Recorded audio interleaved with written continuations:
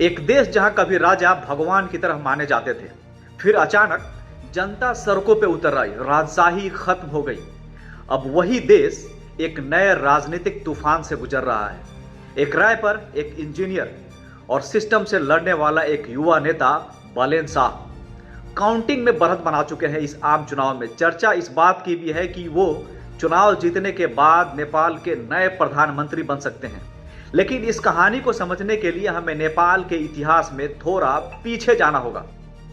नेपाल सदियों तक राजशाही का देश रहा। शाह वंश के राजा 240 साल तक नेपाल पर शासन करते रहे। राजा को सिर्फ वहां का शासक नहीं बल्कि धर्म और राष्ट्र का प्रतीक भी माना जाता था। Kathmandu, forbidden city of Nepal on the Himalayan slopes, is open to the world for the coronation of 36-year-old King Mahendra and Queen Lakshmi Devi in the temple of the monkey god. लेकिन समय बदल रहा था, जनता लोकतंत्र चाहती थी। और इसके बाद नेपाल की राजनीति का सबसे बड़ा झटका आया 2001 में, जब राजमहल के अंदर ही राजा और शाही परिवार के कई सदस्यों को मार दिया गया। इस घटना ने पूरे देश को हिलाकर रख दिया था और राजशाही पर से लोगों का भरोसा कम होने लगा था।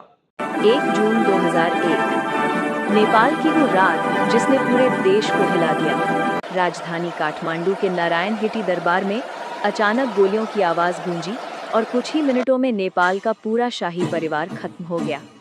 इसके बाद नेपाल में बड़े आंदोलन शुरू हुए। साल 2006 में जनता के दबाव और संघर्ष के बाद राजा की शक्तियों को कम कर दिया गया था और 2008 में नेपाल ने इतिहास का सबसे बड़ा फैसला लिया। देश को राजशाही से गणतंत्र घोषित कर दिया गया। अब नेपाल एक लोकतांत्रिक गणराज्य बन चुका था।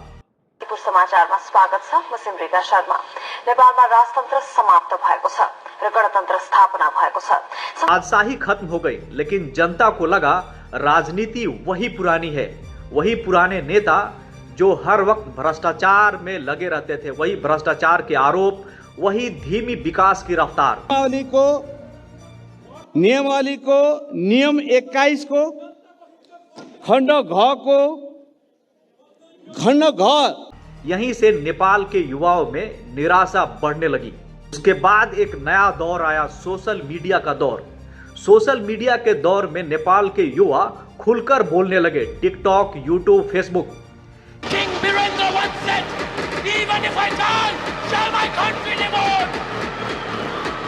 All the youths carry these words in their heart and engrave a monument of change in the course of history. Nepal is ours and its future is in our hands. Jai Yuva, Jai Nepal!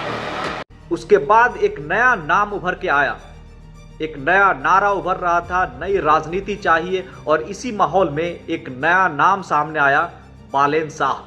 Balen Shah Nepal के कोई बड़े नेता नहीं थे, यानी उनका घराना कोई राजनीतिक परिवार से नहीं था। वो पहले एक रैपर थे जो अपने गानों में भ्रष्टाचार और राजनीति की आलोचना। जीवन बोकी ढोकी कोसी आफ्नो भाग्य जिन्दगी सकाउने हो कि गरिबीलाई दरिद्री अबला महिला बक्सी भन्ने तिम्रो धर्म मर्म कोट्याउने छुरा घोपी लट्याउने सानो सोची शक्ति पैसा भक्ति भोगी त्रिलोचना किया करते थे। बाद में उन्होंने सिविल इंजीनियरिंग की पढ़ाई की और शहरों के विकास पर काम किया। लेकिन असली मोड़ 2022 में आया, जब बालेन ने यह घोषणा किया कि वो काठमांडू से मेयर का चुनाव लड़ेंगे। यानी जैसे ही बालेन ने यह बड़ा फैसला लिया कि मेयर का चुनाव लड़ेंगे एक इंडिपेंडेंट कैंडिडेट के रूप में, और सबको चौंकाते हुए उन्होंने ये चुनाव भी जीत लिया। वो काठमांडू के 15वें मेयर बने और ऐसा करने वाले वो पहले इंडिपेंडेंट कैंडिडेट थे। यह जीत सिर्फ एक चुनाव नहीं था बल्कि नेपाल की राजनीति में एक बड़ा संकेत था। लोग अब पुराने नेताओं से थक चुके थे। लोगों को एक नया चेहरा चाहिए था, नया जोश चाहिए था।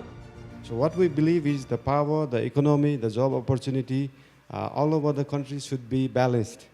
A single city should not gain all the power, all the economy, so that people come all over the country come to the single city.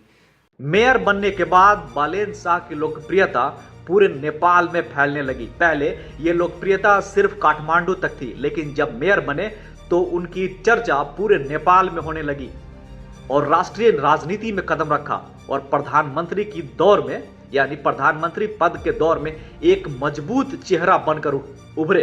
25 में हुए जेनजी आंदोलन को कैसे भुलाया जा सकता है, जिसकी नींव उन युवाओं ने रखी थी जो सोशल मीडिया पे एक कैंपेन चला रहे थे मौजूदा सरकार के खिलाफ जो भ्रष्टाचार में लिप्त थी, यानी गरीब और गरीब हो रहा था और अमीर होता जा रहा था। यानी नेताओं के बच्चे जो विदेशों में पढ़ रहे थे और गरीबों के बच्चों के लिए स्कूल में जगह तक नहीं थी, खाने के लिए खाना तक नहीं था।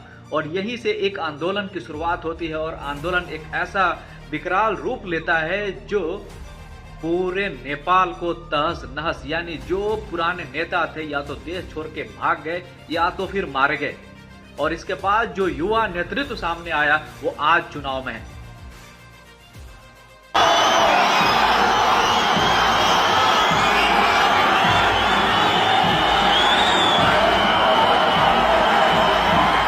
नेपाल की राजनीति पहले राजशाही के दौर से गुजरी, फिर गणतंत्र आया और अब शायद एक नई राजनीतिक पीढ़ी का दौर शुरू हो चुका है। सवाल यही है कि क्या बालेन शाह नेपाल की राजनीति को बदल पाएंगे या फिर वही पुरानी व्यवस्था भी उन्हें अपने अंदर संभालेगी। लेकिन सच ये है कि अभी बालेन शाह केपी ओली से काफी आगे बढ़त बनाए हुए हैं और उम्मीद है कि आने वाले 2 दिनों में वो नेपाल के नए प्रधानमंत्री बन सकते हैं।